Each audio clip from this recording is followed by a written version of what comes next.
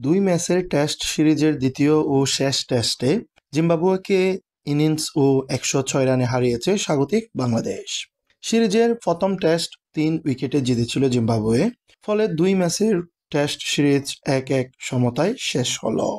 চট্টগ্রামে বীরশ্রেষ্ঠ flight lieutenant Motiur Rahman cricket স্টেডিয়ামে অনুষ্ঠিত সিরিজের দ্বিতীয় টেস্টে প্রথম ইনিংসে ব্যাট করে ২২৭ রান করেছিল জিম্বাবুয়ে।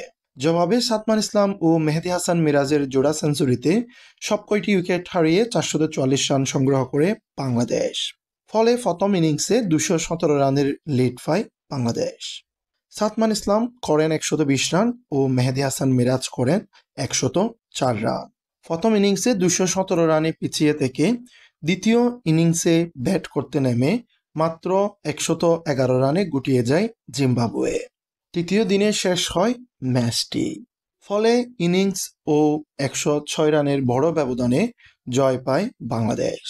সেঞ্চুরির পাশাপাশি বল হাতে মেহেদী হাসান মিরাজ ৩২ রানে ৫ উইকেট নেন। দ্বিতীয় টেস্টের ম্যান অব দ্য ম্যাচ এবং ম্যান অব দ্য সিরিজ নির্বাচিত হন মেহেদী হাসান মিরাজ। দ্বিতীয় টেস্টে ৫ উইকেটের পাশাপাশি প্রথম টেস্টের প্রথম ইনিংসে ৫ উইকেট এবং দ্বিতীয় ইনিংসেও ৫ উইকেট সংগ্রহ করেন। সব মিলিয়ে দুই ম্যাচের এই টেস্ট সিরিজে মেহেদী হাসান মিরাজের উইকেট সংখ্যা ১৫টি।